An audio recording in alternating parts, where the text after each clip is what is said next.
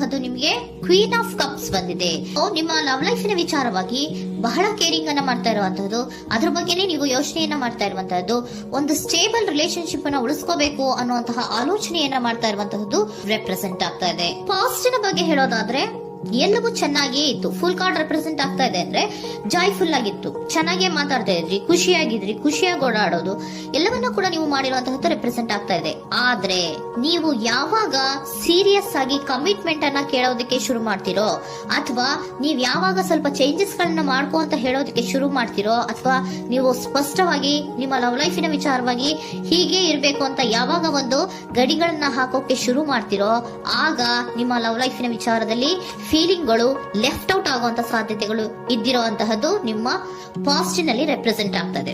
ನೀವೇನಾದ್ರೂ ಹಾಗಿರ್ಬೇಕು ಹೀಗಿರ್ಬೇಕು ಅಂತ ಏನಾದ್ರೂ ನೀವು ಅವ್ರಿಗೆ ಹೇಳಿದ್ರೆ ಅವರು ನಿಮ್ಮಿಂದ ಸ್ವಲ್ಪ ಸ್ವಲ್ಪ ದೂರ ಹೋಗಿರುವಂತಹದ್ದು ರೆಪ್ರೆಸೆಂಟ್ ಆಗ್ತಾ ಇದೆ.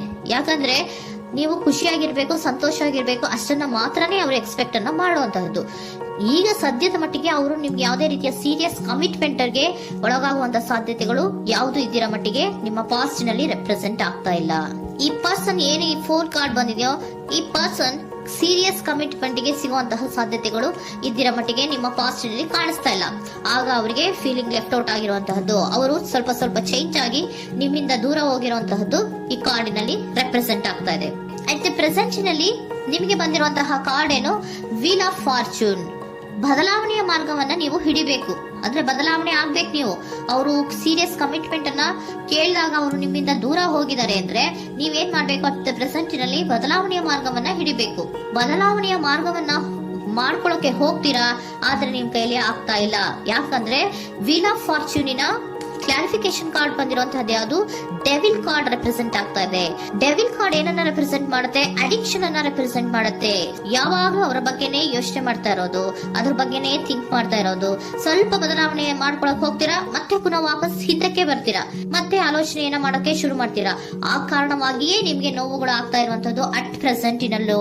ನೀವು ಬದಲಾವಣೆ ಆಗೋಕೆ ಹೋಗ್ತೀರಾ, ಎಲ್ಲಿ ಬದಲಾವಣೆ ಆಗ್ತಾ ಇದ್ದೀರಾ, ಎಲ್ಲಿ ಚೇಂಜಸ್ ಆಗ್ತಾ ಇದ್ದೀರಾ, ನೀವು ಆಗ್ತಾ ಇಲ್ಲ. ಯಾಕೆ ಹೇಳಿ, ನಿಮ್ಮಲ್ಲಿ ಅಡಿಕ್ಷನ್ ಗಳು ರೆಪ್ರೆಸೆಂಟ್ ಆಗ್ತಾ ಇದೆ. ತುಂಬಾ ಅಡಿಕ್ಷನ್ ಇರೋದ್ರಿಂದ, ನಿಮ್ಮ ಲವ್ ಲೈಫ್ ನ ವಿಚಾರವಾಗಿ ನೀವು ತುಂಬಾ ಅಡಿಕ್ಟ್ ಆಗಿರೋದ್ರಿಂದ ನೀವು ಯಾವುದೇ ರೀತಿಯ ಬದಲಾವಣೆಯನ್ನ ನೀವು ಮಾಡ್ಕೋತಿಲ್ಲ. ನಿಮ್ಮ ಲವ್ ಲೈಫ್ ನ ವಿಚಾರವಾಗಿ ನೀವು ಬದಲಾವಣೆಯನ್ನೇ ಮಾಡ್ಕೋತಾ ಇಲ್ಲ. ಅವ್ರು ಕಮಿಟ್ಮೆಂಟ್ ಕೊಟ್ಟಿಲ್ಲ, ಅವ್ರು ಹೋದ್ರು ಅಂದ್ಮೇಲೆ ನೀವು ಮುಂದೆ ಬರ್ಬೇಕು, ನಿಮ್ಮ ಜೀವನದಲ್ಲಿ ನೀವು ಮುಂದೆ ಮುಂದೆ ಬರ್ಬೇಕು. ಸೊ ನೀವು ಮುಂದೆ ಬರಕ್ ಹೋಗ್ತೀರಾ, ಆದ್ರೆ ಅಲ್ಲೇ ಸ್ಟ್ರಕ್ ಆಗ್ತಾ ಇರುವಂತಹದ್ದು ರೆಪ್ರೆಸೆಂಟ್ ಆಗ್ತಾ ಇದೆ. ನೀವ್ ಯಾವಾಗ ಅಡಿಕ್ಷನ್ ಗಳನ್ನ ಜಾಸ್ತಿ ಮಾಡ್ಕೋದಿರೋ ಅಬ್ಸೆಷನ್ ಆಗತ್ತೆ. ಯಾವಾಗ ನಿಮ್ಮಲ್ಲಿ ಅಬ್ಸೆಷನ್ ಗಳಾಗಕ್ಕೆ ಶುರು ಆಗುತ್ತೋ ಆಗ ನಿಮ್ಮ ನೋವುಗಳು ಜಾಸ್ತಿ ಆಗುತ್ತೆ. ಕಣ್ಣೀರಿಡೋದು, ನೋವನ್ನ ಪಡೋದು, ಸಂಕಟ ಪಡೋದು, ಪದೇ ಪದೇ ನೆನಪಿಸ್ಕೊಳ್ಳೋದು, ಅಳೋದು, ಆಗದೇ ಇಲ್ವೇನೋ ನನಗೆ ಅನ್ನುವಂತಹ ರೀತಿಯಲ್ಲಿ ಅಟ್ ಪ್ರೆಸೆಂಟ್ ನಲ್ಲಿ ಕೆಲವೊಬ್ರು ಇರುವಂತಹದ್ದು ರೆಪ್ರೆಸೆಂಟ್ ಆಗ್ತಾ ಇದೆ. ನೆಕ್ಸ್ಟ್ ಕಾರ್ಡ್ ಬಂದಿರುವಂತಹದ್ದು ಯಾವುದು, ಕ್ವೀನ್ ಆಫ್ ಪೆಂಟಿಕಲ್ಸ್ ಬಂದಿದೆ. ಸೊ ಕ್ವೀನ್ ಆಫ್ ಪೆಂಟಿಕಲ್ ಏನನ್ನ ರೆಪ್ರೆಸೆಂಟ್ ಮಾಡುತ್ತೆ, ನಿಮ್ಮನ್ನ ನೀವು ಗಮನವನ್ನ ಕೊಡಬೇಕು, ನಿಮ್ಮ ಕಡೆಗೆ ನೀವು ಹೆಚ್ಚು ಗಮನವನ್ನ ಕೊಡಬೇಕು. ಅವ್ರು ನಿಮ್ಗೆ ಸೀರಿಯಸ್ ಕಮಿಟ್ಮೆಂಟ್ ಕೊಡ್ಲಿಲ್ಲ, ಫೀಲಿಂಗ್ ಲೆಫ್ಟ್ ಔಟ್ ಆಯ್ತು, ಅವರು ದೂರ ಆಯ್ತು, ಹೋದ್ರು ಅಲ್ವಾ. ಸೊ ನೀವೇನ್ ಮಾಡ್ಬೇಕು, ನೀವು ನಿಮ್ ಕಡೆಗೆ ಗಮನವನ್ನ ಕೊಡಬೇಕು. ವೀಲ್ ಆಫ್ ಫಾರ್ಚೂನ್ ಅಂದ್ರೆ ಏನು, ನೀವು ಬದಲಾವಣೆಯ ಮಾರ್ಗವನ್ನ ಹಿಡಿಬೇಕು. ಬದಲಾವಣೆಯ ಮಾರ್ಗವನ್ನ ಮಾಡ್ಕೊಳ್ಳೋದಕ್ಕೆ ಹೋದ್ರೂ ಕೂಡ ಮತ್ತೆ ವಾಪಸ್ ಹಿಂದೆ ಬರೋದು, ಮತ್ತೆ ಅಡಿಕ್ಷನ್ ಆಗೋದು, ಮತ್ತೆ ನೆನಪಿಸ್ಕೊಳ್ಳುವಂತಹದ್ದು, ಮತ್ತೆ ನೋವನ್ನ ಪಡುವಂತಹದ್ದು ನಿಮ್ಮಲ್ಲಿ ರೆಪ್ರೆಸೆಂಟ್ ಆಗ್ತಾ ಇದೆ. ನೀವು ಈ ಅಡಿಕ್ಷನ್ ಗಳಿಂದ ನೀವು ಆಚೆ ಬರ್ಬೇಕು ಅಂದ್ರೆ ನಿಮ್ಮನ್ನ ನೀವು ಬ್ಯುಸಿಯಾಗಿ ಇಟ್ಕೋಬೇಕು. ಟೈಮ್ ಇದ್ರೂ ಕೂಡ ಮತ್ತೆ ಪುನಃ ಹಿಂದೆ ಬಂದು ನೀವು ಆಲೋಚನೆ ಮಾಡುವಂತಹ ಸಾಧ್ಯತೆಗಳು ಇದೆ. ಅದಕ್ಕೆ ನೀವು ಅಟ್ ಪ್ರೆಸೆಂಟ್ ನಲ್ಲಿ ನೀವು ಆ ಫೀಲಿಂಗ್ ಇಂದ, ಈ ನೋವಿನಿಂದ ನೀವು ಆಚೆ ಬರ್ಬೇಕಂದ್ರೆ ನೀವೇನ್ ಮಾಡ್ಬೇಕು, ಸ್ವಲ್ಪ ಏನಾದ್ರೂ ಬ್ಯುಸಿ ಆಗ್ಬೇಕು, ಕೆಲಸಗಳನ್ನ ಮಾಡೋದಕ್ಕೆ ಶುರು ಮಾಡ್ಬೇಕು.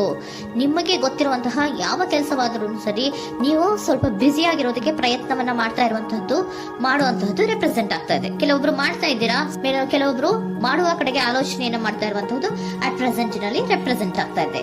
ಇಮಿಡಿಯೇಟ್ ಫ್ಯೂಚರ್ ನಲ್ಲಿ ಏನ್ ರೆಪ್ರೆಸೆಂಟ್ ಆಗ್ತಾ ಇದೆ, ನೈಟ್ ಆಫ್ ಸೋರ್ಟ್ಸ್ ರೆಪ್ರೆಸೆಂಟ್ ಆಗ್ತಾ ಇದೆ. ನೀವು ಕ್ವಿಕ್ ಥಿಂಕಿಂಗ್ ಅನ್ನ ಮಾಡಿ ಏನೋ ಒಂದು ಆಕ್ಷನ್ ಅನ್ನ ತಗೋಬೇಕು ಅನ್ನೋದ ಆಲೋಚನೆಯನ್ನ ಮಾಡ್ತೀರಾ, ಬಹಳ ಫೋಕಸ್ ಅನ್ನ ಮಾಡ್ತೀರಾ ಒಂದು ವಿಚಾರವಾಗಿ, ಕ್ವಿಕ್ ಥಿಂಕಿಂಗ್ ಅನ್ನ ಮಾಡ್ಬೇಕು ಅಂತ. ಮತ್ತೆ ಪುನಃ ಏನ್ ಮಾಡ್ತೀರಾ, ನಿಮ್ಮ ಮುಂದೆ 2 ಆಪ್ಷನ್ಗಳು ಬಂದ್ಬಿಡುತ್ತೆ. ಯಾವ್ದು ಮಾಡ್ಲಿ, ಹೇಗ್ ಮಾಡ್ಲಿ, ಏನ್ ನನ್ನ ಕೈಲಿ ಆಗ್ತಾ ಇಲ್ವಲ್ಲ ಮರೆಯೋದಕ್ಕೆ, ಮುಂದೆ ಹೋಗೋಣ ಅಂತೀನಿ, ಮತ್ತೆ ಏನಿದು ಕನ್ಫ್ಯೂಷನ್ ಅಂತ ಮತ್ತೆ ಕನ್ಫ್ಯೂಷನ್ ಅಲ್ಲಿ ಇರುವಂತಹದ್ದು ಇಮಿಡಿಯೇಟ್ ಫ್ಯೂಚರ್ ನಲ್ಲಿ ರೆಪ್ರೆಸೆಂಟ್ ಆಗ್ತಾ ಇದೆ. ನೀವೇನ್ ಮಾಡ್ಬೇಕು, ಈ ಎರಡು ಆಯ್ಕೆಗಳಲ್ಲಿ ನಿಮಗೆ ಯಾವ ಆಯ್ಕೆ ಬೇಕು ಅನ್ನೋದನ್ನ ಫಸ್ಟ್ ಆಲೋಚನೆಯನ್ನ ಮಾಡಿ ನಂತರ ನಿರ್ಧಾರವನ್ನ ಮಾಡಬೇಕಾಗುತ್ತೆ. ಡಿಟರ್ಮಿನೇಷನ್ ಅಂಡ್ ಡೈರೆಕ್ಷನ್, ನಿರ್ಣಯವನ್ನ ಮಾಡಿ ಅದೇ ದಾರಿಯಲ್ಲಿ ನೀವು ಮುಂದೆ ಹೋಗ್ಬೇಕು ಈ ಆಲೋಚನೆಯನ್ನ ಮಾಡಬೇಕು.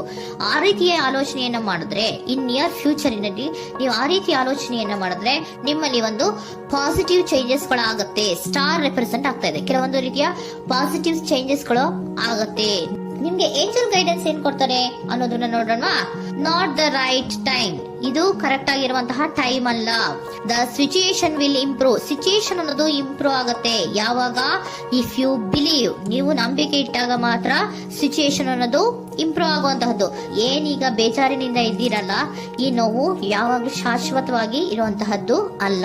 ನಾಟ್ ದ ರೈಟ್ ಟೈಮ್, ಇದು ಕರೆಕ್ಟ್ ಆಗಿರುವಂತಹ ಸಮಯ ಅಲ್ಲ, ಸ್ವಲ್ಪ ವೇಟ್ ಮಾಡು, ನೀವು ಚೇಂಜಸ್ ಮಾಡ್ಕೊಳ್ಳೋ ಕಡೆಗೆ ಹೆಚ್ಚು ಗಮನವನ್ನ ಕೊಡು, ಅಲ್ಲಿ ಚೇಂಜಸ್ ಆಗತ್ತೆ ಅನ್ನೋದನ್ನ ಏಂಜಲ್ ಗೈಡೆನ್ಸ್ ನಿಮ್ಗೆ ಕೊಡ್ತಾ ಇದ್ದಾರೆ.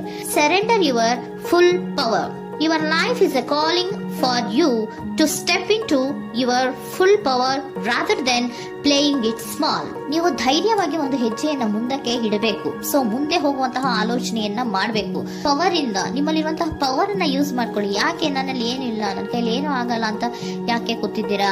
ನೀವು ಏನ್ ಮಾಡ್ಬೇಕು, ಬಹಳ ಧೈರ್ಯದಿಂದ ಮುಂದಕ್ಕೆ ಹೋಗಿ ಅನ್ನೋದನ್ನ ನಿಮ್ಗೆ ಸರೆಂಡರ್ ಕಾರ್ಡ್ಗಳು ಕೂಡ ಹೇಳ್ತಾ ಇದ್ದಾರೆ.